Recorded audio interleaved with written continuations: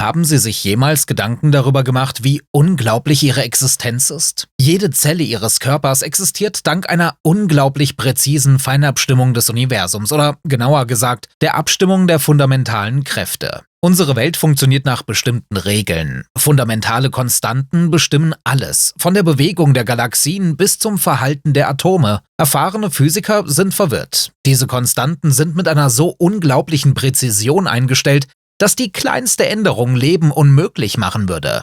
Nehmen wir die Gravitation. Wenn sich die Gravitationskonstante nur um einen Dezillionstel ändern würde, würden wir nicht existieren. Um zu verstehen, wie klein das ist, stellen Sie sich vor, in Ihrem Körper gibt es etwa 10 hoch 14 Zellen und seit dem Urknall sind 10 hoch 20 Sekunden vergangen, aber hier sprechen wir von 10 hoch 60. Dasselbe gilt für die Expansionsgeschwindigkeit des Universums. Die kleinste Abweichung und das Leben wäre am Ende. Es ist, als würden Sie Milliarden verschiedener Schalter einstellen und jeder müsste mit unglaublicher Präzision eingestellt werden.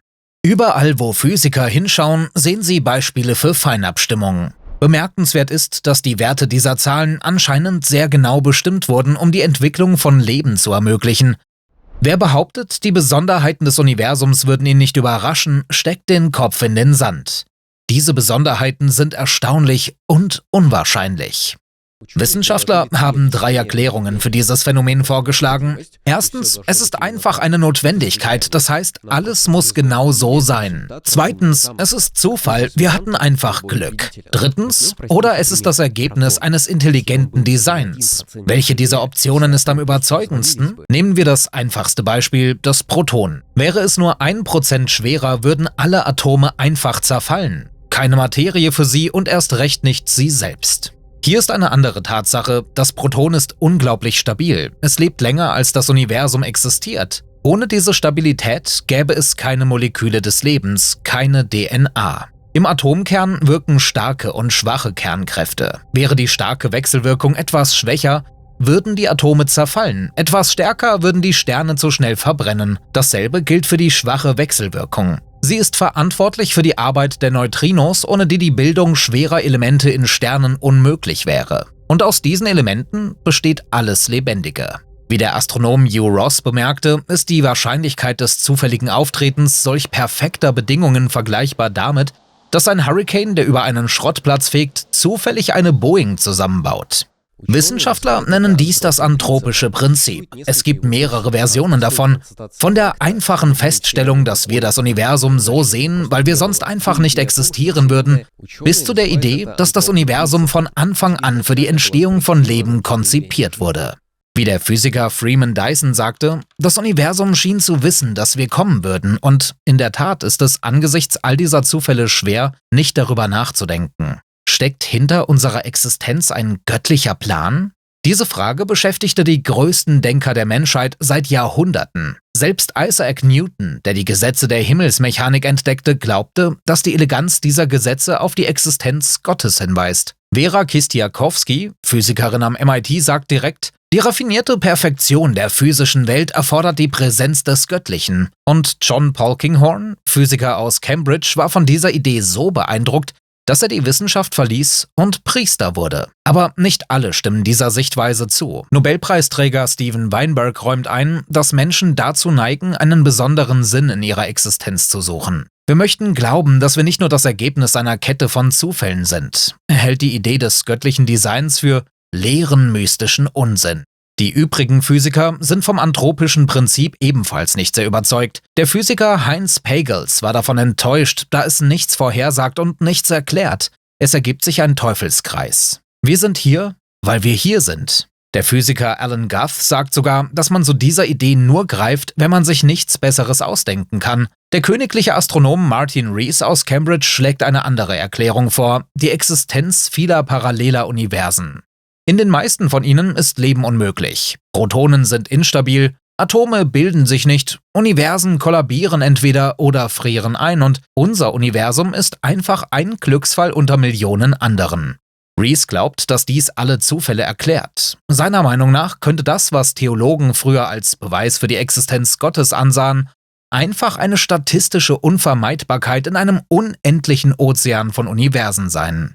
Stellen Sie sich vor, nur 6 Zahlen bestimmen, ob Leben im Universum möglich ist. Martin Rees identifizierte diese Schlüsselparameter und beschrieb sie in seinem Buch Just Six Numbers. Bei der Vorbereitung dieses Videos stützte ich mich auf dieses und einige andere Bücher zum Thema. Ich empfehle sie alle und aus diesem Video erfahren Sie, kann das Universum aus dem Nichts entstehen? Wie haben Fluktuationen Galaxien erschaffen? Existieren parallele Welten? Wozu braucht das Universum dunkle Materie? Warum fließt die Zeit nur vorwärts? Entstehen Universen aus schwarzen Löchern und wie funktioniert die kosmische natürliche Auslese? Mein Name ist Sascha und dies ist Homo Deus. Im Sternbild Orion gibt es eine gigantische Wolke. Sie enthält genug Material, um 10.000 Sonnen zu erschaffen. Ein Teil davon leuchtet hell, erwärmt von jungen blauen Sternen. Der andere Teil ist dunkel und kalt, gefüllt mit Staub. In dieser Dunkelheit verbergen sich warme Verdichtungen, zukünftige Sterne. Um jede dieser Verdichtungen rotiert eine Scheibe aus Gas und Staub. Das ist kein Zufall, so wird jeder Stern geboren. Wenn sich die Wolke zusammenzieht, beginnt sie immer schneller zu rotieren, wie ein Eiskunstläufer, der die Arme an den Körper presst. Im Zentrum bildet sich ein Stern und um ihn herum bleibt eine rotierende Scheibe. Genau in solchen Scheiben entstehen Planeten. Winzige Staubkörnchen stoßen zusammen und kleben aneinander. Allmählich bilden sie Steine. Steine sammeln sich zu Brocken und Brocken zu Planeten. So entstand auch unser Sonnensystem. Planetensysteme sind ein gewöhnliches Phänomen im Universum, aber sie können erstaunlich unterschiedlich sein. Zum Beispiel haben einige Sterne riesige, heiße Jupiter, die näher an ihren Sternen kreisen als Merkur an der Sonne. Ihre Atmosphären kochen buchstäblich vor Hitze. Andere Sterne haben Supererden, felsige Planeten, die mehrmals größer sind als unsere. Und die Hauptfrage, die uns beschäftigt, gibt es Leben auf diesen Planeten? Für erdähnliches Leben sind besondere Bedingungen erforderlich. Der Planet muss massiv genug sein, um eine Atmosphäre zu halten. Er muss sich in der richtigen Entfernung vom Stern befinden, nicht zu nah und nicht zu weit, damit flüssiges Wasser an der Oberfläche existieren kann, und die Umlaufbahn muss natürlich stabil sein. In unserer Galaxie gibt es Milliarden sonnenähnliche Sterne. Die meisten von ihnen haben Planeten. Es wäre überraschend, wenn sich unter dieser Vielzahl von Welten keine erdähnlichen Planeten fänden. Das irdische Leben beeindruckt durch seine Vielfalt. Es existiert sogar in heißen Schwefelquellen am Meeresgrund. Ja, dort gibt es kein Sonnenlicht und das ist kein Hindernis. Wir wissen immer noch nicht, wie das Leben entstanden ist. Vielleicht in einem warmen Teich, wie Darwin dachte, oder neben einem Vulkan oder sogar im kosmischen Staub. Die uns am nächsten bekannte Welt ist der Mars. Wissenschaftler suchen seit langem nach Lebensspuren auf seiner Oberfläche und planen sogar Bodenproben zur Erde zu bringen. Aber im Sonnensystem gibt es auch andere Orte. Leben könnte sich unter den Eispanzern der Monde der Gasriesen verbergen, Europa und Enceladus. In ihren unterirdischen Ozeanen verstecken sich Massen von Salzwasser. Wenn wir irgendwo anders im Sonnensystem Leben finden, würde das bedeuten, dass es ziemlich leicht entsteht, wo geeignete Bedingungen herrschen. Das könnte heißen, dass die ganze Galaxie voller einfacher Lebensformen ist, aber es gibt ein Aber. Meteoriten könnten Leben zwischen den Planeten übertragen haben. Dann könnte alles Leben im Sonnensystem einen gemeinsamen Ursprung haben.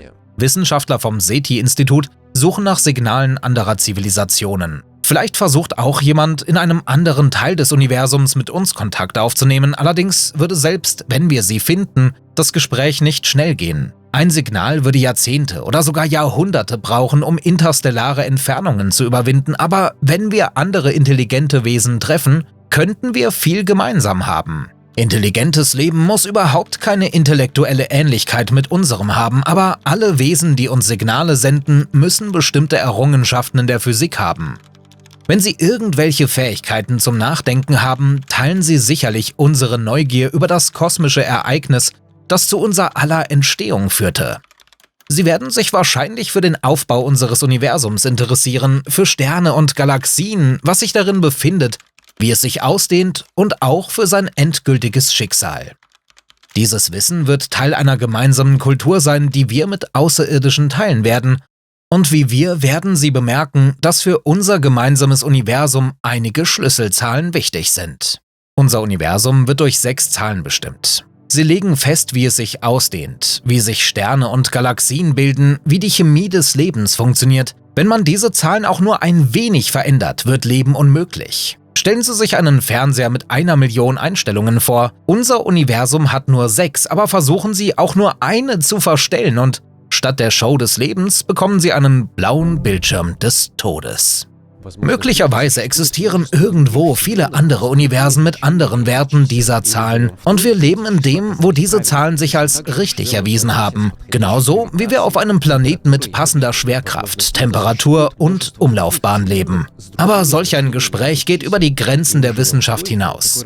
Lassen Sie uns deshalb lieber über das sprechen, was wir messen können. Was sind das also für geheimnisvolle 6 Zahlen?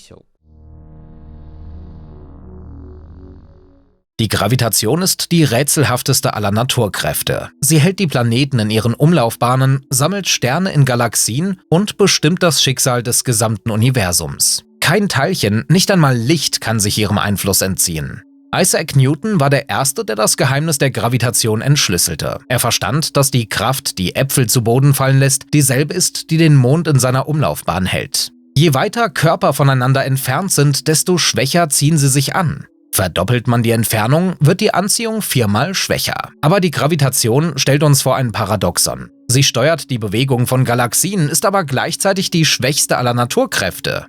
Nehmen Sie 2 Protonen. Die elektrische Abstoßung zwischen ihnen ist 1 Million Milliarden Mal stärker als die Gravitationsanziehung. Diese Zahl ist eine der wichtigsten Naturkonstanten. Sie wird mit dem Buchstaben n bezeichnet. Warum ist die Gravitation dann so wichtig? Weil sie immer nur anzieht, nie abstößt. Elektrische Kräfte können sowohl anziehen als auch abstoßen. In ihrem Körper zum Beispiel gleichen sich positive und negative Ladungen aus, aber Masse erzeugt immer Anziehung und wenn viele Atome zusammenkommen, addieren sich ihre winzigen Kräfte zu einer mächtigen Gravitation. Die Größe spielt eine Rolle. Nehmen wir die Tiere auf der Erde. Je größer sie sind, desto dicker müssen ihre Beine im Verhältnis zum Körper sein. Wenn man eine Maus einfach auf die Größe eines Elefanten vergrößern würde, bei gleichen Proportionen, könnte sie nicht einmal stehen. Die Beine würden unter dem Gewicht des Körpers brechen. Eine echte Maus hingegen kann sicher aus einer Höhe springen, die ihre eigene Größe um ein Vielfaches übersteigt. Die gleichen Gesetze gelten auch im Weltraum. Wenn ein Objekt schwerer als Jupiter ist, wird die Gravitation es so stark komprimieren, dass es nicht fest bleiben kann. Deshalb sind Sterne riesige Kugeln aus heißem Gas. In ihrem Zentrum erreicht die Temperatur Millionen von Grad und der Druck dieses heißen Gases gleicht die Schwerkraft aus. Aber was wäre, wenn die Schwerkraft etwas stärker wäre? Stellen Sie sich eine Welt vor, in der die Zahl n 1 Milliarde Mal kleiner ist. In einem solchen Universum wären die Sterne 1 Milliarde Mal kleiner und würden nur Tausende von Jahren leben. Sie würden verbrennen, bevor sich auf ihren Planeten komplexes Leben entwickeln könnte. In einem solchen Universum bräuchten sogar Insekten dicke Beine und menschengroße Wesen wären unmöglich. Sie würden von ihrem eigenen Gewicht erdrückt werden. Paradoxerweise ist es gerade die Schwäche der Schwerkraft, die unser Universum so reich und vielfältig macht. Sie ermöglicht die Existenz großer Strukturen und gibt ihnen Zeit zur Entwicklung. Niemand weiß, warum die Zahl n genau so ist, aber wir wissen genau, wenn sie wesentlich kleiner wäre, wären wir nicht hier. 200 Jahre lang erklärten Newtons Gesetze die Bewegung der Planeten perfekt, aber dann kam Einstein und grub tiefer. Er erkannte, dass die Planeten einfach geraden Wegen in der gekrümmten Raumzeit folgen. Es ist, als würde die Sonne um sich herum eine unsichtbare Vertiefung erzeugen, an deren Rändern die Planeten rollen. Einstein widerlegte Newton nicht, er ging weiter. Seine Theorie erklärte nicht nur die Bewegung der Planeten, sondern auch, was bei enormen Geschwindigkeiten und monströser Schwerkraft geschieht. Sie enthüllte die Verbindung zwischen Raum, Zeit und Gravitation. In unserem täglichen Leben sind die Effekte der Relativitätstheorie kaum wahrnehmbar. Selbst in einem Flugzeug verlangsamt sich die Zeit nur um 1 Millionstel einer Sekunde, aber dort, wo die Schwerkraft wirklich stark wird, beginnen die Wunder. Nehmen wir Neutronensterne. Stellen Sie sich einen Stern vor, der schwerer als die Sonne ist, komprimiert auf die Größe einer Kleinstadt. Ihre Schwerkraft ist 1 Billion Mal stärker als die der Erde. Um 1 Millimeter hoch zu springen, brauchen sie mehr Energie, als um von der Erde zum Mars zu fliegen. Aber wenn ein Stern noch schwerer wird, verwandelt er sich in ein schwarzes Loch. Ein Ort, aus dem nicht einmal Licht entkommen kann. Um ein schwarzes Loch herum dreht sich der Raum wie ein gigantischer Strudel und die Zeit verlangsamt sich bis zum vollständigen Stillstand. In unserer Galaxie gibt es Millionen von schwarzen Löchern von der Größe einer Kleinstadt, aber mit der 10-fachen Masse der Sonne. Und im Zentrum unserer Galaxie lauert ein wahrer Abgrund, ein supermassereiches schwarzes Loch mit der Masse von 2,5 Millionen Sonnen. Übrigens gibt es Galaxien, in denen die zentralen schwarzen Löcher so viel wiegen wie Milliarden von Sternen. Schwarze Löcher sind erstaunlich einfach. Im Gegensatz zu Planeten und Sternen, deren Struktur von ihrer Geschichte und Zusammensetzung abhängt, wird ein schwarzes Loch nur durch 2 Zahlen bestimmt: wie viel Masse es verschluckt hat und wie schnell es rotiert. Wie Chandrasekhar sagte, schwarze Löcher sind die perfektesten makroskopischen Objekte im Universum. Die einzigen Elemente in ihrer Konstruktion sind unsere Konzepte von Raum und Zeit. Wenn sich jemand trauen würde, in ein schwarzes Loch zu tauchen, würde er sehen, wie die Zeit außerhalb immer schneller und schneller läuft. Die gesamte zukünftige Geschichte des Universums würde an seinen Augen vorbeihuschen, aber für einen äußeren Beobachter würde dieser Mutige für immer am Rande des schwarzen Lochs erstarren, wie eine Fliege im Bernstein. In einem sterngroßen schwarzen Loch würden die Gezeitenkräfte jedes Objekt in Atome zerreißen, noch bevor es das Zentrum erreicht. Aber in den riesigen schwarzen Löchern im Zentrum von Galaxien könnte die Reise relativ ruhig sein. Sie hätten ein paar Stunden Zeit für Erkundungen. Die Theorie lässt auch die Existenz von winzigen schwarzen Löchern von der Größe eines Atoms zu. Ihre Masse wäre gleich der Masse eines Berges. Solche Minilöcher könnten nur in den ersten Momenten des Urknalls entstanden sein. Wenn sie existieren, sind sie eine Art Brücke zwischen der kosmischen und der Quantenwelt. Schwarze Löcher zeigen uns die Grenzen unseres Verständnisses der Realität. In ihrem Zentrum hören die uns bekannten Gesetze der Physik auf zu funktionieren und Raum und Zeit verlieren ihre Bedeutung. Vielleicht wird gerade die Erforschung schwarzer Löcher uns helfen, eine Theorie zu entwickeln, die die Gesetze der Makro- und Mikrowelt vereint. Stellen Sie sich vor, Sie wären vor 13 Milliarden Jahren im Universum gelandet. Sie hätten kein einziges bekanntes Atom gefunden, kein Kohlenstoff, aus dem Sie bestehen, kein Sauerstoff, den Sie atmen, nicht einmal Eisen. Sie hätten nur Wasserstoff und Helium gefunden. Es scheint, als könnte in einer so primitiven Welt niemals Leben entstehen. Aber die Natur erwies sich als komplexer. In diesem leeren Universum begannen die ersten Sterne zu entstehen und sie erwiesen sich nicht nur als Kugeln aus heißem Gas. Alle Sterne sind kosmische Fabriken. In ihrem Inneren, im Zentrum, wo die Temperatur Millionen Grad erreicht, findet Alchemie statt. Dort verwandelt sich Wasserstoff in Helium und setzt dabei eine enorme Menge an Energie frei. Deshalb leuchten Sterne. Unsere Sonne erscheint ewig und unveränderlich. Sie wärmt die Erde seit 4,5 Milliarden Jahren. Man könnte meinen, dass es immer so sein wird, aber diese Geschichte hat ein Ende. Wenn der Wasserstoff als Brennstoff verbraucht ist, wird sich unser sanfter Stern in ein rotes Monster verwandeln. Seine brennende Hülle wird sich fast bis zur Erdumlaufbahn ausdehnen. Selbst wenn unser Planet der direkten Absorption entgeht, wird die monströse Hitze die Ozeane verdampfen und alles Leben zerstören. Und dann wird die Sonne ihre äußeren Schichten abwerfen und sich in einen schwachen, weißen Zwerg verwandeln. Einen erbärmlichen Schatten ihrer früheren Größe.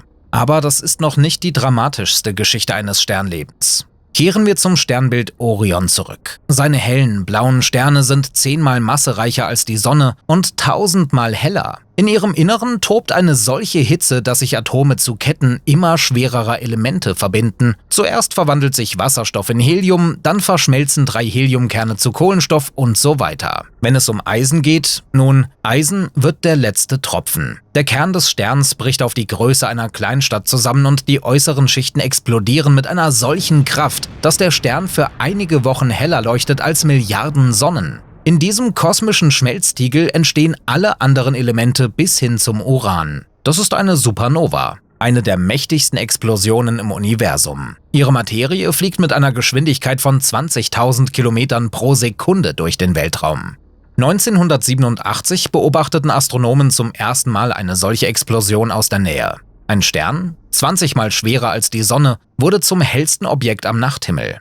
Diese katastrophalen Explosionen, die so zerstörerisch erscheinen, haben tatsächlich unsere Welt erschaffen. Jedes Atom in ihrem Körper, außer Wasserstoff, wurde im Inneren alter Sterne geboren. Der Kohlenstoff ihrer Zellen, der Sauerstoff in ihren Lungen, das Eisen in ihrem Blut. All das sind Geschenke längst erloschener Sterne, die lange vor der Entstehung des Sonnensystems explodiert sind. Wir sind also nicht nur Beobachter des Sternenhimmels, wir sind seine direkten Nachkommen. Aber diese ganze Geschichte hätte vielleicht nicht stattgefunden, wenn eine kleine Zahl, bezeichnet mit dem griechischen Buchstaben Epsilon, etwas anders gewesen wäre. Diese Zahl ist 0,007. Sie ist so wichtig, dass es uns ohne sie einfach nicht gäbe. Erinnern Sie sich an Einsteins berühmte Formel E = mc²? Sie sagt uns, dass Masse und Energie im Grunde genommen dasselbe sind. Wenn sich im Zentrum der Sonne Wasserstoff in Helium umwandelt, wird ein winziger Teil der Masse, genau diese 0,007, zu reiner Energie. Das ist die Quelle des Sonnenlichts. Man könnte meinen, na und? Lass es 0,006 oder 0,008 sein, aber nein. Bei einem Wert von 0,006 könnten Sterne keine neuen Elemente erzeugen. Es gäbe weder Kohlenstoff noch Sauerstoff. Nur ein dunkler, kalter Weltraum, gefüllt mit Wasserstoff. Bei 0,008 würde der gesamte Wasserstoff im Universum in den ersten Minuten nach dem Urknall sofort verbrennen. Es gäbe keinen Brennstoff mehr für Sterne, es gäbe kein Wasser. Das Leben wäre wieder unmöglich, aber aus einem anderen Grund. Aber das Haupträtsel tauchte auf, als der Physiker Fred Hoyle versuchte zu verstehen, wie Kohlenstoff gebildet wird. Nach allen Berechnungen hätte es dieses Element gar nicht geben dürfen. Damit es entstehen kann, müssen 3 Heliumkerne mit unglaublicher Genauigkeit kollidieren, so als würde man 3 Münzen werfen und alle 3 auf der Kante landen. Hoyle sagte voraus, dass es eine besondere Resonanz geben muss, die dies ermöglicht, und er hatte recht. Wenn sich unsere Zahl nur um 4% unterscheiden würde, würde diese Resonanz verschwinden und es gäbe im Universum zu wenig Kohlenstoff für die Entstehung von Leben. Es stellt sich heraus, dass das Universum auf einer sehr dünnen Linie balanciert. Unsere Zahl 0,007 schafft die perfekten Bedingungen für das Auftreten aller Elemente des Periodensystems. Erinnern Sie sich daran, wie Sie in einer klaren Nacht die Milchstraße betrachtet haben? Das ist nur der Rand unserer Galaxie, einer riesigen Sternenscheibe, in der mindestens 100 Milliarden Sterne kreisen. Unsere Sonne lebt in einer ruhigen Gegend der Galaxie, 25.000 Lichtjahre vom Zentrum entfernt. Wir wandern gemächlich um ein schwarzes Loch. Eine Umrundung dauert mehr als 200 Millionen Jahre. Eine solche Periode nennen Astronomen ein galaktisches Jahr. 2 Millionen Lichtjahre von uns entfernt schwebt unsere kosmische Nachbarin, der Andromedanebel. Er nähert sich uns langsam und in 5 Milliarden Jahren werden unsere Galaxien kollidieren. Wenn man sich die Simulationen ansieht, scheint es, als ob es einfach nur krass sein wird, aber in Wirklichkeit muss man keine Angst vor der Kollision haben. Die Abstände zwischen den Sternen sind so riesig, dass sie sich einfach zu einer neuen, größeren Galaxie vermischen werden. All das ist Teil eines globalen Prozesses. Galaxien sammeln sich in Gruppen, Gruppen in Haufen und Haufen bilden Netze. Die nächstgelegene solche Struktur ist die Große Mauer. Sie ähnelt einem riesigen kosmischen Spinnennetz mit einer Länge von mehr als 500 Millionen Lichtjahren, aber auch das ist nicht die Grenze. Es gibt noch einen größeren Haufen, den Großen Attraktor. Er zieht uns und Hunderte der nächstgelegenen Galaxien mit einer Geschwindigkeit von mehreren 100 Kilometern pro Sekunde an. Man könnte meinen, dass sich eine solche Struktur unendlich wiederholen sollte, wie ein Muster in einem Kaleidoskop. In der Natur gibt es schließlich viele solcher Beispiele. Man denke nur an Gebirgszüge oder Meeresküsten. Wissenschaftler nennen solche Strukturen Fraktale. Sie sehen gleich aus, egal in welchem Maßstab man sie betrachtet. Aber unser Universum ist kein einfaches Fraktal. Als Astronomen ihre Teleskope in die entlegensten Winkel des Kosmos richteten, entdeckten sie, dass nach einem bestimmten Maßstab, etwa 700 Millionen Lichtjahre, die Struktur des Universums homogen wird wie die Oberfläche eines ruhigen Ozeans. Dieses Erscheinungsbild des Universums ist kein Zufall. Wenn sich die Galaxien irgendwie anders verteilen würden, könnten sich im Universum keine Sterne und Planeten bilden, und wenn die Materie zu gleichmäßig verteilt wäre, gäbe es weder Galaxien noch Sterne, nur unendlich verdünntes Gas. Das Erstaunlichste ist, dass diese ganze grandiose Struktur aus winzigen Inhomogenitäten entstanden ist, die zum Zeitpunkt des Urknalls existierten. Im Jahr 1929 entdeckte der Astronom Edwin Hubble die Expansion des Universums. Er bemerkte, dass sich alle weit entfernten Galaxien von uns entfernen, und zwar je weiter eine Galaxie entfernt ist, desto schneller bewegt sie sich. Das bedeutet nicht, dass wir uns im Zentrum des Universums befinden, das gleiche Bild würde jeder Außerirdische sehen. Dabei expandiert der Raum selbst, nicht einzelne Objekte in ihm. Galaxien und ihre Haufen dehnen sich nicht wie Gummi, sondern entfernen sich einfach voneinander. Wenn wir die Sterne betrachten, blicken wir in die Vergangenheit. Licht bewegt sich schnell, aber nicht sofort. Von der Sonne braucht es 8 Minuten, um zu uns zu gelangen, vom Zentrum unserer Galaxie 25.000 Jahre und von den entferntesten Galaxien Milliarden von Jahren. Die entferntesten Galaxien sehen wir so, wie sie waren, als das Universum erst 1 Milliarde Jahre alt war. In dieser Zeit, in der ihr Licht zu uns flog, hat sich das Universum um das Sechsfache ausgedehnt. Aber was war noch früher, vor dem Erscheinen der ersten Galaxien? Unser Hauptindiz ist eine schwache Wärme, die den Weltraum gleichmäßig erfüllt. Es ist eine Mikrowellenstrahlung, ähnlich der, die ihr Essen erwärmt, nur viel schwächer. Diese Strahlung ist ein echtes Echo der Geburt des Universums. Sie sagt uns, dass das gesamte Universum einmal eine glühende Kugel war, heißer als das Zentrum der Sonne. In jedem Kubikmeter Raum fliegen immer noch 412 Millionen Photonen. All das sind Lichtteilchen von diesem uralten Feuer. Zum Vergleich: Atome gibt es im gleichen Volumen nur 0,2. Das heißt, auf jedes Atom des Universums kommen 2 Milliarden Photonen, Zeugen seiner feurigen Geburt. Die ersten Minuten des Universums waren unvorstellbar heiß. Die Temperatur überstieg 1 Milliarde Grad. Nach einer halben Million Jahren kühlte es auf 3000 Grad ab. Das war ein wichtiger Moment. Elektronen, die zuvor frei im Raum flogen, begannen sich auf Atomkerne zu binden. Die ersten echten Atome entstanden. Das Universum, das bis dahin wie Nebel aussah, wurde für Licht transparent. In diesen ersten Minuten geschah noch etwas Wichtiges. Kernreaktionen verwandelten etwa 1/4 des gesamten Wasserstoffs in Helium. Deshalb gibt es heute in allen, auch den ältesten Sternen und Galaxien, etwa 24% Helium. Dies ist eines der Hauptargumente für die Urknalltheorie. Oft wird der Urknall als eine gigantische Explosion an einem Punkt im Raum dargestellt, aber das ist falsch. Die Ausdehnung fand und findet überall gleichmäßig statt. Jeder Punkt im Universum hat das gleiche Recht, als Beginn der Expansion zu gelten. Es gab kein Explosionszentrum. Es gab keinen äußeren Raum mit niedrigem Druck, in den die Materie hätte ausbrechen können. Okay. Wir haben viel über den Urknall und die Geburt des Universums erfahren, aber wissen wir, was als nächstes passieren wird? Wird sich unser Universum ewig ausdehnen? Alles hängt von einer wichtigen Zahl ab: Omega. Das ist das Verhältnis der tatsächlichen Dichte des Universums zur kritischen Dichte. Wenn Omega größer als 1 ist, wird die Expansion durch eine Kontraktion abgelöst und das Universum wird irgendwann kollabieren. Es wird einen umgekehrten Urknall geben. Wenn Omega kleiner als 1 ist, wird sich das Universum ewig ausdehnen. Die kritische Dichte ist leicht zu berechnen, etwa 5 Atome pro Kubikmeter. Das ist die Grenze, jenseits derer die Gravitation die Expansion stoppen kann. 5 Atome scheinen sehr wenig zu sein, aber das tatsächliche Universum ist noch leerer. Stellen Sie sich vor, wenn die Sonne die Größe einer Orange hätte, wäre der nächste Stern 10.000 Kilometer von ihr entfernt und wenn man die gesamte sichtbare Materie gleichmäßig verteilen würde, erhielte man nur 0,2 Atome pro Kubikmeter. 25 mal weniger als die kritische Dichte. Bedeutet das, dass sich das Universum ewig ausdehnen wird?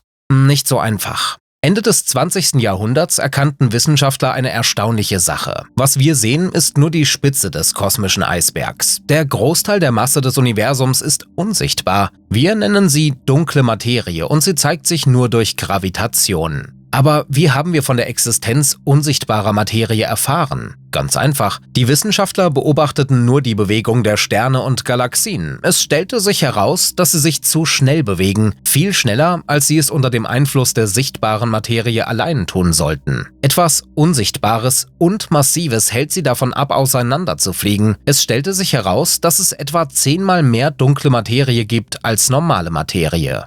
Was ist dunkle Materie? Es können nicht einfach ausgebrannte Sterne oder kosmischer Staub sein, sonst hätten wir sie bemerkt. Vielleicht sind es exotische Teilchen, die kaum mit normaler Materie interagieren. Sie durchdringen die Erde wie Geister und wir bemerken es nicht. Genau jetzt fliegen Milliarden solcher Teilchen durch ihren Körper.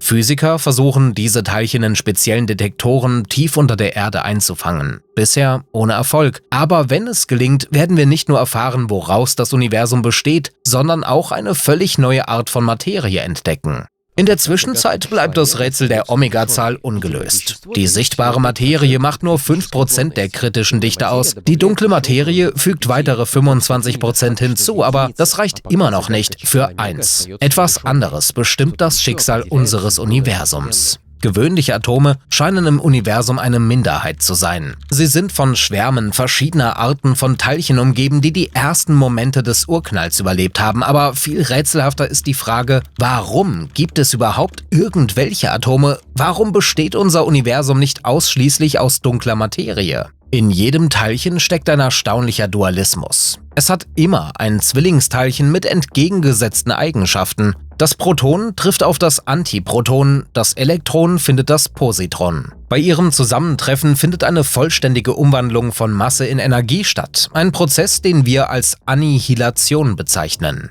In Laboren können wir winzige Mengen an Antimaterie erzeugen, indem wir Teilchen in Beschleunigern kollidieren lassen. Das ergibt einen idealen Raketentreibstoff, die gesamte Masse wird vollständig in Energie umgewandelt. Zum Vergleich: In Fusionsreaktoren wird weniger als 1% der Masse in Energie umgewandelt. Aber in der Natur kommt Antimaterie praktisch nicht vor. Unsere gesamte Galaxie, von Sternen bis zu interstellarem Gas, besteht aus normaler Materie und das ist seltsam. Denn wenn es am Anfang in der Galaxie gleich viel Materie und Antimaterie gegeben hätte, hätten sie sich schon lange gegenseitig restlos zerstört.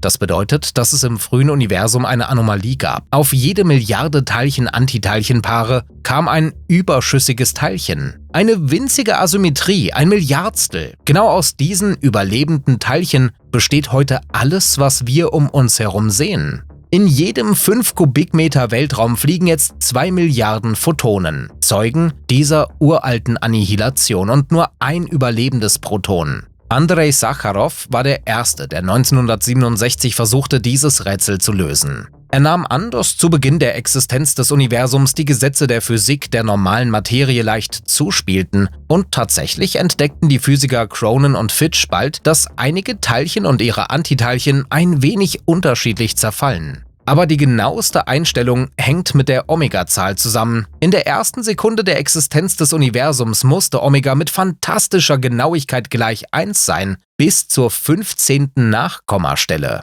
Die geringste Abweichung und wir wären nicht hier. Etwas mehr als 1, das Universum wäre wieder kollabiert. Etwas weniger, die Materie wäre so schnell auseinandergeflogen, dass sich weder Sterne noch Galaxien hätten bilden können. Das ist, als würde eine Flasche aus 20 Metern Höhe einen Salto machen. Wie ist das möglich? Warum sind die Gesetze der Natur so genau abgestimmt?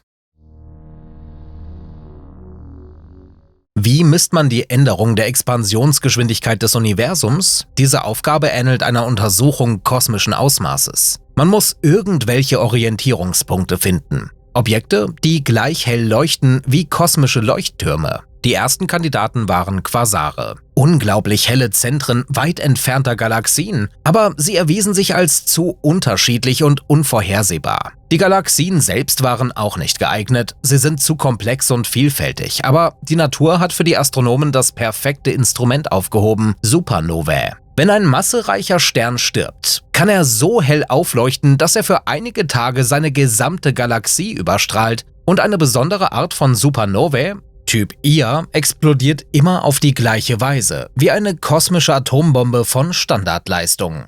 Das ist ein großartiger Leuchtturm. Wenn wir eine solche Supernova sehen, können wir die Entfernung zu ihr genau bestimmen. Und indem wir die Rotverschiebung ihres Lichts messen, erfahren wir, wie schnell sie sich entfernt. Durch den Vergleich von nahen und fernen Supernovae können wir verstehen, ob sich die Expansion des Universums verlangsamt oder nicht. In den 1990er Jahren begannen 2 unabhängige Gruppen von Wissenschaftlern die Jagd nach Supernovae. Es war eine unglaublich schwierige Arbeit. Stellen Sie sich vor, man muss den Lichtschein einer Explosion einfangen, die vor Milliarden von Jahren stattgefunden hat. Das Licht einer solchen Supernova ist so schwach, dass man es selbst in den leistungsstärksten Teleskopen kaum unterscheiden kann. Bis 1998 hatten beide Gruppen mehr als 1 Dutzend weit entfernter Supernovae gefunden und die Ergebnisse ihrer Berechnungen überraschten sie. Die Wissenschaftler erwarteten zu sehen, dass sich die Expansion des Universums unter dem Einfluss der Schwerkraft verlangsamt, aber es stellte sich heraus, dass sie sich beschleunigt. Es war, als ob eine geheimnisvolle Kraft die Galaxien immer stärker auseinandertreibt. Die Zeitschrift Science nannte es die Entdeckung des Jahres. Es stellte sich heraus, dass im Universum eine unbekannte Kraft wirkt, die stärker ist als die Schwerkraft. Später wird man sie dunkle Energie nennen. Die Beschleunigung der Ausdehnung des Universums impliziert ein unerwartetes Wissen über den Kosmos selbst. Es muss eine zusätzliche Kraft geben, die für die kosmische Abstoßung selbst im Vakuum sorgt. Folglich müssen wir unserer Liste eine weitere, sehr wichtige Zahl hinzufügen, die die Stärke dieser Antigravitation beschreibt.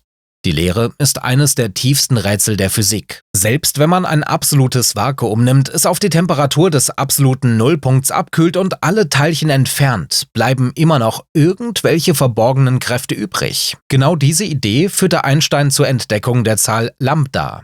Im Jahr 1917 dachte Einstein über seine Relativitätstheorie nach. Damals glaubte man, dass das Universum statisch ist. Es dehnt sich weder aus noch zieht es sich zusammen, aber nach den Gesetzen der Physik müsste ein statisches Universum beginnen, sich unter dem Einfluss der Schwerkraft zusammenzuziehen. Um dieses Problem zu lösen, führte Einstein eine neue Kraft in die Gleichung ein, die kosmische Abstoßung, beschrieben durch die Zahl Lambda. 12 Jahre später entdeckten Astronomen, dass sich das Universum ausdehnt. Einstein nannte Lambda seinen größten Fehler. Hätte er diese Zahl nicht in die Gleichungen eingeführt, hätte er die Expansion des Universums entdecken können, aber die Zeit zeigte, dass sich der große Physiker zweimal geirrt hatte. Sowohl als er diese Kraft einführte, als auch als er sie aufgab. 70 Jahre später kehrte die Zahl Lambda unerwartet in die Physik zurück. Es stellte sich heraus, dass der leere Raum voller verborgener Energie ist. In ihm entstehen und verschwinden ständig Teilchen und Antiteilchen. Auf der Mikroebene ähnelt er einem vor Fluktuationen brodelnden Ozean. Aber hier entstand ein Paradoxon. Nach den Vorhersagen der Quantentheorie müsste die Energie des Vakuums so riesig sein, dass das Universum längst auf die Größe von ein paar Kilometern zusammengebrochen wäre. Die Astronomen fanden jedoch heraus, dass der tatsächliche Wert von Lambda, stellen Sie sich das vor, 10 hoch 120 mal kleiner ist als der theoretische. Das ist die größte Diskrepanz zwischen Theorie und Beobachtung. Die Physiker hielten mit ihren Emotionen nicht zurück. Das ist die schlechteste theoretische Vorhersage in der Geschichte der Physik. Wir haben zwei Dinge, die sich weiter ausdehnen, das Universum selbst und unsere wachsende Unwissenheit über die Natur seiner Vakuumenergie. Lange Zeit glaubte man, dass Lambda gleich Null ist, aber Ende der 1990er Jahre bemerkten Astronomen etwas Ungewöhnliches in der Hintergrundstrahlung. Darin sind kleine Inhomogenitäten zu sehen. Das sind die Keime zukünftiger Galaxien und die Größe dieser Inhomogenitäten deutete darauf hin, dass Lambda nicht Null sein kann. Mehr noch, sie muss etwa 0,7 betragen. Ein riesiger Wert für eine Kraft, die als nicht existent galt. Diese Entdeckung veränderte unser Verständnis der Zukunft. Im Maßstab von Planeten und Galaxien herrscht nach wie vor die Schwerkraft, aber in den riesigen intergalaktischen Räumen herrscht Lambda vor. Was wird also in Zukunft mit dem Universum geschehen? Sagen wir in 100 Milliarden Jahren? Alles hängt vom Wert von Lambda ab. Wenn es wirklich nicht Null ist, werden die Galaxien immer schneller und schneller auseinanderfliegen. So wird diese kleine Zahl, die Einstein für einen Fehler hielt, letztendlich das Schicksal des Universums bestimmen. Sie wird entscheiden, ob wir Teil eines sich unendlich ausdehnenden Gewebes bleiben oder zu einer isolierten Insel in einem Ozean der Leere werden. In der Natur wie in der Musik oder Malerei sind die schönsten Kreationen nie absolut geordnet oder vollständig chaotisch. Sie finden die perfekte Balance zwischen Ordnung und Zufall. So ist auch unser Universum. Heute sehen wir um uns herum einen komplexen und vielfältigen Kosmos. In ihm gibt es glühende Sterne und kalte Leere, dichte Galaxien und dünnen intergalaktischen Raum. 118 chemische Elemente und eine fast grenzenlose Vielfalt an Molekülen. Aber wie entstand all dies aus der homogenen weißen Wolke des frühen Universums? Der Hauptarchitekt dieser Vielfalt ist die Schwerkraft. Sie wirkt auf ungewöhnliche Weise. Wenn ein Stern Energie verliert und sich zusammenzieht, wird sein Zentrum nicht kälter, sondern heißer. Deshalb können aus kalten Gaswolken heiße Sterne entstehen. Im Sternbild Orion sehen wir immer noch, wie das passiert. Erinnern wir uns an das junge Universum, als es 500.000 Jahre alt war. Alles, was damals existierte, war eine heiße, feurige Suppe. Wäre sie absolut homogen gewesen, wäre sie so geblieben. Sie hätte sich einfach ausgedehnt und wäre immer dünner und kälter geworden. Aber in Wirklichkeit gab es winzige Inhomogenitäten. Bereiche, in denen die Materie etwas dichter war als der Durchschnitt. Wie viel dichter? Nur 100.000stel. Das ist die Zahl Q. Es scheint ein winziger Unterschied zu sein, aber die Schwerkraft verstärkte diesen Kontrast, wie ein kleiner Funke ein Feuer entfacht. In den dichteren Bereichen verlangsamte sich die Ausdehnung. Sie wurde immer dichter und dichter. Schließlich hörten diese Bereiche auf, sich auszudehnen und begannen sich unter dem Einfluss ihrer eigenen Schwerkraft zusammenzuziehen. So entstanden die ersten Galaxien. Erstaunlicherweise können wir Spuren dieser primären Inhomogenitäten in der Hintergrundstrahlung sehen, die vom Rand des sichtbaren Universums zu uns kommt. In einigen Richtungen ist diese Strahlung etwas wärmer als in anderen und der Temperaturunterschied entspricht genau der Zahl Q, 100.000stel. Wäre die Zahl Q wesentlich kleiner, könnte die Schwerkraft die Materie nicht zu Galaxien zusammenziehen. Wäre sie größer, würde sich die gesamte Materie zu riesigen, superdichten Objekten zusammenballen. In beiden Fällen könnten weder Sterne noch Planeten entstehen. Die Tatsache, dass die Zahl Q nur 100.000stel beträgt, ist tatsächlich das erstaunlichste Merkmal unseres Universums. Wenn Sie einen Stein finden, der bis auf 100.000stel kugelförmig ist, können Sie sich natürlich fragen, was die kleinen Inhomogenitäten verursacht hat. Aber Sie werden noch mehr über seine fast perfekte Glätte erstaunt sein. Die Zahl Q ist also eine Art Rezept, das die Konsistenz des Universums bestimmt. Und dieses Rezept erwies sich als verdammt ausgeklügelt. Unsere Welt ist auf das Leben abgestimmt. Nehmen wir zum Beispiel die Anzahl der Raumdimensionen. Es sind genau 3 und das ist kein Zufall. In einer eindimensionalen Welt wären alle Wesen wie Perlen an einer Schnur. Dort kann man ein anderes Objekt überhaupt nicht umgehen. In einer zweidimensionalen Welt, die einem Blatt Papier ähnelt, ist es unmöglich, komplexe Strukturen zu schaffen. Zum Beispiel kann man gar kein Verdauungssystem ohne Unterbrechung der Oberfläche aufbauen. In einer Welt mit 4 oder mehr Dimensionen würden auch Probleme auftreten. In einer dreidimensionalen Welt nehmen Schwerkraft und Elektrizität mit der Entfernung nach einem besonderen Gesetz ab. Doppelt so weit. Das bedeutet 4-mal so schwach. Das ist das Gesetz der umgekehrten Quadrate und es ist ideal für stabile Planetenbahnen. Wenn es mehr Dimensionen gäbe, würden die Kräfte schneller abnehmen. Planeten würden entweder auf den Stern fallen oder davonfliegen. Sogar Atome könnten nicht existieren. Elektronen würden nicht in Umlaufbahnen um die Kerne gehalten werden. Noch interessanter ist es mit der Zeit, der 4. Dimension unserer Welt. Im Gegensatz zum Raum bewegen wir uns in der Zeit nur vorwärts und das schafft ein Paradoxon. Die grundlegenden Gesetze der Physik unterscheiden nicht zwischen Vergangenheit und Zukunft. Die Asymmetrie zwischen Vergangenheit und Zukunft ist so tief in unserem Bewusstsein verwurzelt, dass nur wenige, abgesehen von einigen philosophierenden Physikern, innehalten, um über die Rätsel nachzudenken, die sie uns aufgibt. Sie ist verwirrend, weil in die grundlegenden Gesetze, die die Mikrowelt regieren, eine solche Asymmetrie nicht eingebaut ist.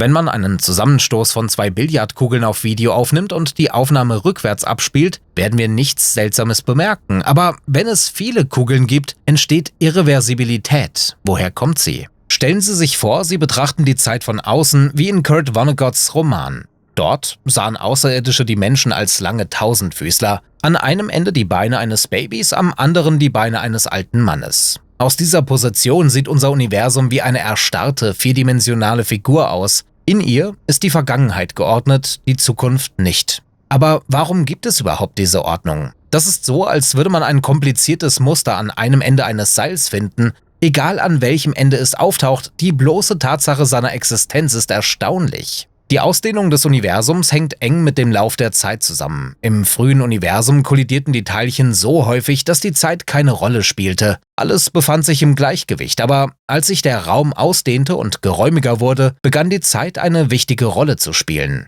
Hier ist ein Beispiel. Wenn sich das Universum langsamer ausdehnen würde, würden sich alle Atome in Eisen verwandeln. Glücklicherweise war die Expansion schnell genug und nur ein Viertel des Wasserstoffs hatte Zeit, zu Helium zu werden. Dank dessen haben wir eine Vielfalt an chemischen Elementen. Der Physiker Julian Barbour fragte einmal seine Kollegen, was ist primär, die Zeit oder etwas Fundamentaleres? Die meisten Physiker antworteten, dass die Zeit nicht fundamental ist und durch etwas Einfacheres erklärt werden kann, wie zum Beispiel die Temperatur durch die Bewegung von Atomen erklärt werden kann, aber wir haben keine genaue Antwort. Das Rätsel der Zeit bleibt ungelöst. In unserer Galaxie gibt es Millionen von schwarzen Löchern. Raum und Zeit sind in ihnen verwoben. Aber im Maßstab von Superhaufen sieht das Universum fast perfekt homogen aus. Das zeigt auch die Temperatur der Hintergrundstrahlung. Vielleicht ist diese Einfachheit trügerisch. Wir könnten in einem Universum mit einer komplexen Geometrie leben, ähnlich einem Spiegellabyrinth oder einem Kaleidoskop. Wenn eine solche Struktur existiert, muss die Größe ihrer Zellen mindestens einige 100 Millionen Lichtjahre betragen, sonst würden wir sich wiederholende Strukturen von Galaxien am Himmel sehen. Messungen der Inhomogenitäten der Hintergrundstrahlung bestätigen, wenn es Waben gibt, sind sie nicht kleiner als unsere Sichtbarkeitsgrenze. Das klingt kontraintuitiv, aber jenseits des sichtbaren Universums kann der Raum ganz anders aufgebaut sein. Es könnte auch andere Dimensionen geben, aber wir können das nicht überprüfen. Kein Teleskop kann sehen, was jenseits der durch die Lichtgeschwindigkeit gesetzten Grenze liegt. Die Struktur unserer Realität kann man versuchen zu betrachten, indem man in die Mikrowelt schaut. So wie Materie aus Atomen besteht, so kann auch die Raumzeit selbst eine eigene Struktur haben. Wir bemerken das nicht, so wie wir Atome nicht mit bloßem Auge sehen. Es gibt eine Grenze dafür, wie tief wir hineinschauen können. Diese Grenze wird als Plancklänge bezeichnet. Sie ist 100 Billionen Mal kleiner als ein Proton und das kürzeste Zeitintervall, die Planck-Zeit, ist die Zeit, die Licht braucht, um diese Plancklänge zu durchqueren. In solch mikroskopischen Maßstäben hören die gewohnten Gesetze der Physik auf zu funktionieren.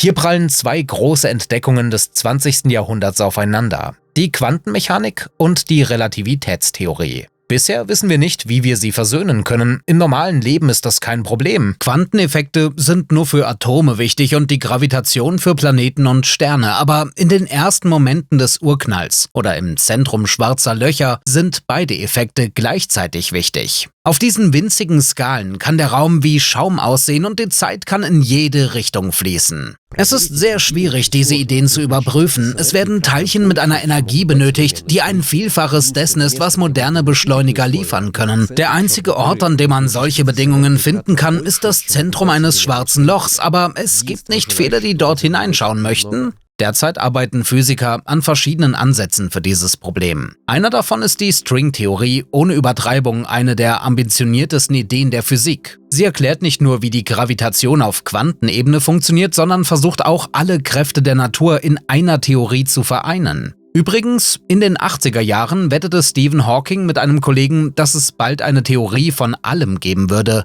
Aber das ist nicht passiert, also hat er diese Wette verloren.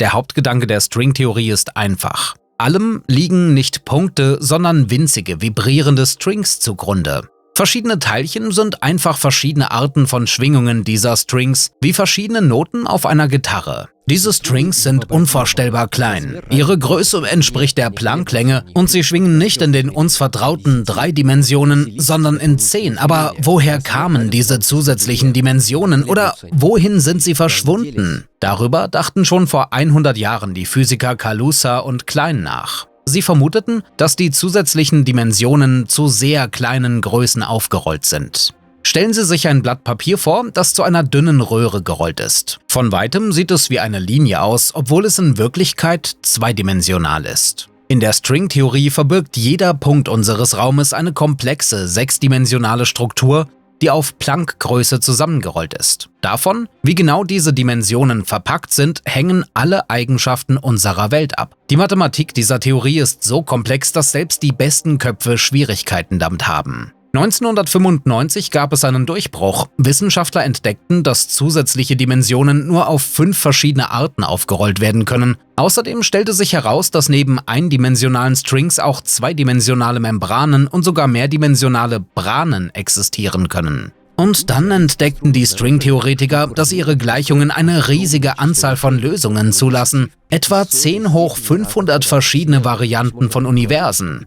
Das heißt, man kann annehmen, dass irgendwo an einem für uns unzugänglichen Ort ständig verschiedene Universen entstehen und wir leben in einem der seltenen, in denen eine komplexe Struktur der Materie möglich ist. Die Idee setzt die alte Tradition der Erweiterung unseres Horizonts fort. Einst dachten die Menschen, dass die ganze Welt auf ihren Wald beschränkt ist, dann erfuhren sie von anderen Ländern, Kontinenten, Planeten. Sie entdeckten andere Sterne, dann, dass diese Sterne ihre eigenen Planeten haben. Sie entdeckten andere Galaxien und so weiter. Jeder Schritt in der Erkenntnis zeigt uns, was einzigartig erscheint, ist in Wirklichkeit Teil einer viel größeren Vielfalt. Aber mit der Idee des Multiversums stehen wir vor einer grundsätzlich neuen Situation. Andere Sterne und Galaxien können wir beobachten, ihre Eigenschaften studieren, unsere Theorien überprüfen. Aber andere Universen liegen per Definition jenseits der Beobachtung und hier kommen wir an die Grenze der Wissenschaft. Denn Wissenschaft studiert das, was man überprüfen, reproduzieren, immer wieder messen kann. Jede Lösung der Stringtheorie ist ein ganzes Universum und es scheint eine unendliche Anzahl von Lösungen zu geben. Um unsere Theorie direkt zu überprüfen, müssten wir im Labor neue Universen erschaffen. Mit anderen Worten, nur Gott kann diese Theorie direkt überprüfen, da sie auf Universen und nicht nur auf Atomen oder Molekülen basiert. Die Stringtheorie sagt die Existenz einer unendlichen Anzahl paralleler Universen voraus und viele davon sind so seltsam, dass sie die Vorstellungskraft jedes Science-Fiction-Autors in den Schatten stellen. Es gibt Welten, in denen das Proton instabil ist und alle Materie in Elektronen und Neutrinos zerfällt. Dort können nicht einmal Atome existieren, ganz zu schweigen von komplexen Molekülen. Einige halten diese Universen für bloße mathematische Abstraktionen, aber das Problem ist, dass die Theorie nicht sagen kann, welches davon real ist. Und das ist kein einzigartiges Problem der Stringtheorie.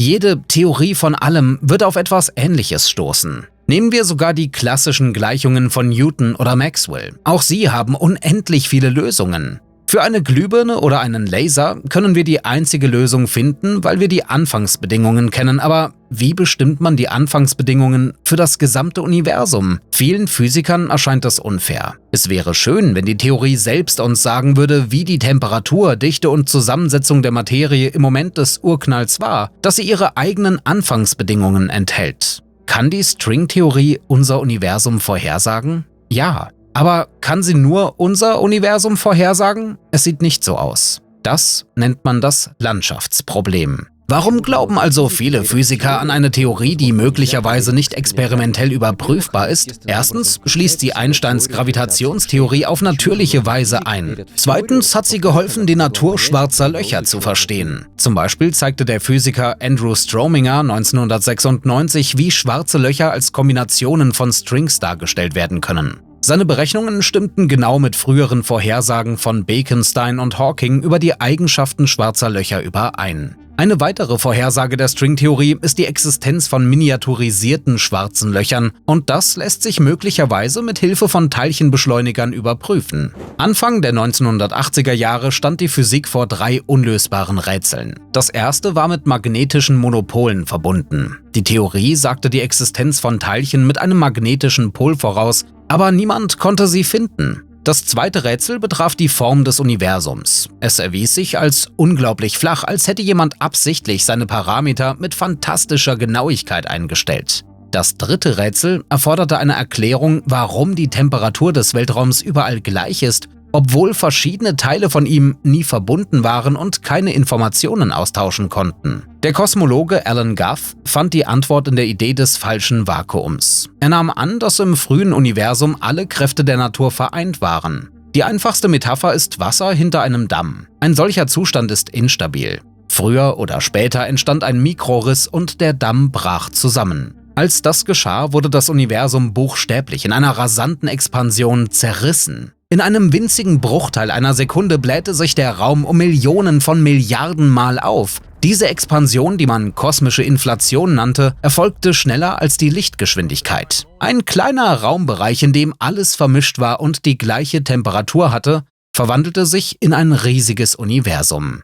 Die Inflation löste alle 3 Rätsel auf elegante Weise. Magnetische Monopole existieren, aber sie wurden im Raum verstreut. Versuchen Sie, eine Nadel im Heuhaufen zu finden. Das Universum wurde einfach deshalb flach, weil es verdammt gedehnt wurde. Das ist so, als ob die Erde einen Menschen flach erscheint, weil er den Horizont nicht sieht und die gleiche Temperatur in verschiedenen Teilen des Kosmos erklärt sich dadurch, dass das gesamte beobachtbare Universum aus einem winzigen Bereich stammte, in dem alles gleichmäßig vermischt war. Physiker auf der ganzen Welt erkannten sofort die Bedeutung von Guths Entdeckung. Nobelpreisträger Murray Gell-Mann rief aus, sie haben das wichtigste Problem der Kosmologie gelöst. Ein anderer Nobelpreisträger, Sheldon Glashow, teilte Guth vertraulich mit, dass Steven Weinberg wütend war, als er von der Inflation hörte. Guth fragte aufgeregt, hatte Steve irgendwelche Einwände gegen die Theorie? Glashow antwortete, nein, er bedauerte nur, dass er nicht selbst darauf gekommen war. Aber diese Entdeckung warf neue Fragen auf. Wie entstand die Inflation? Könnte sie von selbst aus Quantenfluktuationen des leeren Raums entstanden sein? Und die interessanteste Frage, was, wenn sie immer wieder auftritt und eine unendliche Anzahl neuer Universen schafft? Der Physiker Andre Linde schlug eine kühne Idee vor. Er sagte, die Inflation kann nicht einfach entstehen und aufhören. Sie kann ewig weitergehen und immer neue Blasen des Raums erzeugen.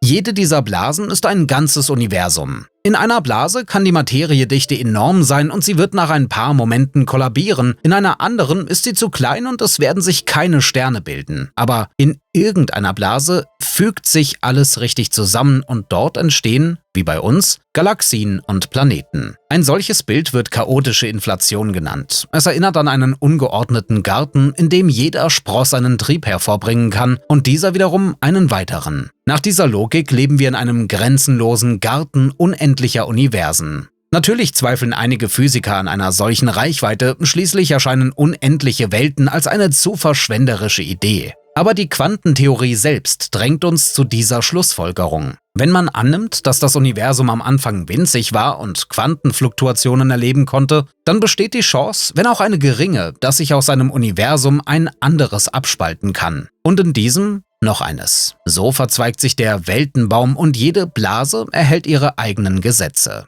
Man kann natürlich gegen das Konzept des Multiversums argumentieren, weil es scheint, dass seine Existenz die uns bekannten Gesetze verletzt, wie die Gesetze der Erhaltung von Materie und Energie. Jedoch kann der gesamte Energie-Materie-Gehalt des Universums in Wirklichkeit sehr gering sein. Der materielle Inhalt des Universums, einschließlich Sterne, Planeten und Galaxien, ist enorm und hat eine positive Größe. Die in der Schwerkraft verborgene Energie kann jedoch negativ sein. Wenn man die positive Energie der Materie zur negativen Energie der Schwerkraft addiert, kann die Summe nahe Null sein. In gewissem Sinne sind solche Universen frei. Sie können praktisch ohne Anstrengungen aus dem Vakuum springen.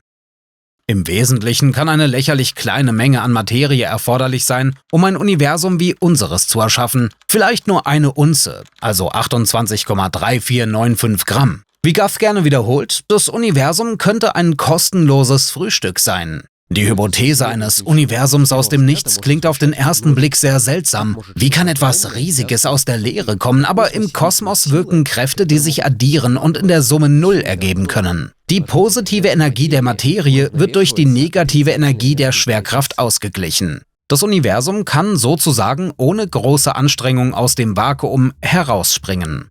So dachte zum Beispiel der Physiker Edward Tryon. Er sagte, die Erschaffung des Universums ist ein Ereignis, das von Zeit zu Zeit geschieht.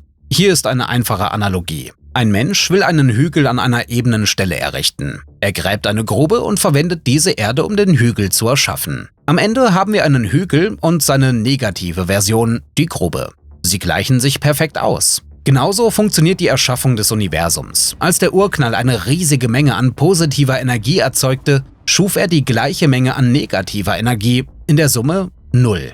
Wo ist all diese negative Energie gespeichert? Im Raum selbst. Es klingt seltsam, aber es ist eine Tatsache. Der Raum funktioniert wie ein riesiger Akkumulator negativer Energie. Das gesamte Netz der Galaxien mit ihrer Schwerkraft ist ein riesiger Speicher. Wenn positive Energie der Hügel ist, dann ist der Raum die Grube.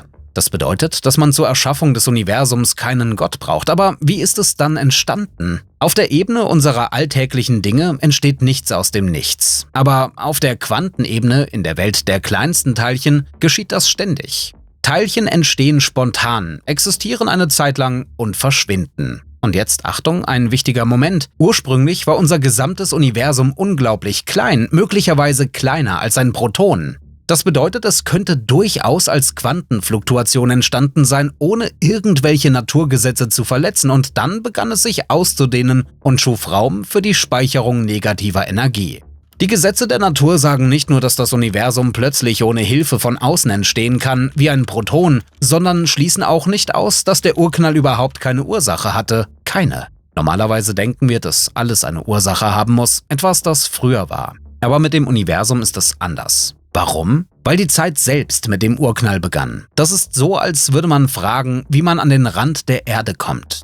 Die Erde ist eine Kugel, die keinen Rand hat, also ist es sinnlos danach zu suchen. Vor dem Urknall gab es kein Davor, weil es keine Zeit gab. Das sieht man besonders gut am Beispiel schwarzer Löcher. Sie sind so massiv, dass sie nicht nur den Raum, sondern auch die Zeit krümmen. Wenn man eine Uhr in ein schwarzes Loch wirft, wird sie immer langsamer gehen, je näher sie ihm kommt. Und was wird als nächstes passieren? Die Uhr wird stehen bleiben. Und zwar nicht, weil sie kaputt ist, sondern weil es innerhalb eines schwarzen Lochs keine Zeit gibt. Genau so war es bei der Geburt des Universums. Der Urknall ist in gewissem Sinne ein umgekehrtes schwarzes Loch. Es ist der Moment, in dem die Zeit ihren Lauf begann. Natürlich hat die Theorie der unendlichen Welten Gegner. Sie weisen darauf hin, dass das Multiversum nicht direkt bewiesen werden kann. Die Blasenuniversen sind voneinander getrennt, aber immer mehr Kosmologen halten es für die logischste Erklärung der Feinabstimmung. Wenn es diese Universen wirklich unendlich viele gibt, dann verschwinden all unsere Fragen über den glücklichen Zufall. In einer Welt ist alles, wie es sein soll, und wir leben in ihr. Und hier taucht eine neue, noch brennendere Frage auf. Wenn irgendwo Millionen anderer Varianten der Realität existieren, bedeutet das dann, dass all unsere 6 Zahlen nur ein glücklicher Zufall sind? Oder gibt es einen Grund, warum die Welt genau so ist? Martin Rees ist der Meinung, dass ein grenzenloses Ensemble von Universen die einfachste Erklärung für unsere 6 Zahlen ist. Er sagt, wenn es in einem Geschäft viele Anzüge gibt, ist es nicht verwunderlich, einen passenden zu finden. Wenn es viele Universen mit verschiedenen Gesetzen der Physik gibt, ist es nicht verwunderlich, dass in einem davon die Gesetze für das Leben geeignet waren. Sogar Steven Weinberg, ein überzeugter Skeptiker, hält diese Idee für interessant. Ihm gefällt der Gedanke, dass Universen ewig geboren werden und nicht in einem Moment aus dem Nichts entstanden sind. Aber die kühnste Version der Multiversum-Theorie schlug der Physiker Lee Smolin vor. Was, wenn sich Universen wie Lebewesen entwickeln? Es ist nicht ausgeschlossen, dass neue Universen in schwarzen Löchern geboren werden und die physikalischen Gesetze des Elternuniversums mit geringfügigen Änderungen erben. Universen, die mehr schwarze Löcher erzeugen können, vermehren sich aktiver. Allmählich könnte die natürliche Selektion zur Entstehung eines Universums geführt haben, das perfekt für die Erzeugung schwarzer Löcher geeignet ist. Und möglicherweise erwiesen sich genau diese Bedingungen als geeignet für das Leben. In der Theorie der ungeordneten Inflation zeichnen sich die Tochteruniversen durch physikalische Konstanten aus, die sich etwas von den Konstanten des Mutteruniversums unterscheiden. Wenn Universen aus schwarzen Löchern entstehen können, dann werden nach Ansicht einiger Physiker im Multiversum die Universen mit den meisten schwarzen Löchern dominieren. Das bedeutet, dass wie im Tierreich letztendlich die Universen, die die meisten Kinder hervorbringen, dominierend werden und ihre genetischen Informationen, die physikalischen Konstanten der Natur, verbreiten. Wenn das stimmt, dann könnte unser Universum in der Vergangenheit unzählige Vorfahrenuniversen gehabt haben. Mit anderen Worten, unser Universum ist ein Nebenprodukt des Überlebens der Angepassten, was bedeutet, dass es ein Kind der Universen mit den meisten schwarzen Löchern ist. Obwohl die darwinsche Evolution für Universen eine ungewöhnliche und originelle Idee ist, glaubt Smolin, dass sie durch einfaches Zählen der Anzahl der schwarzen Löcher überprüft werden kann. Das heißt, unser Universum sollte sich in einem lokalen Maximum der Produktion schwarzer Löcher befinden. Jede Änderung der Konstanten sollte weniger von ihnen ergeben. Die kosmologische natürliche Selektion erklärt plausibel, warum die Parameter des Standardmodells auf ein Universum abgestimmt sind, das mit langlebigen Sternen gefüllt ist, die es im Laufe der Zeit mit Kohlenstoff, Sauerstoff und anderen Elementen angereichert haben. Eine solche Erklärung impliziert die Maximierung der Produktion schwarzer Löcher und die Folge sind lebensfähige Bedingungen. Bei der kosmologischen natürlichen Selektion ist unser Universum ein typischer Vertreter der Population von Universen und es gibt keinen Raum für ein abgestimmtes Prinzip.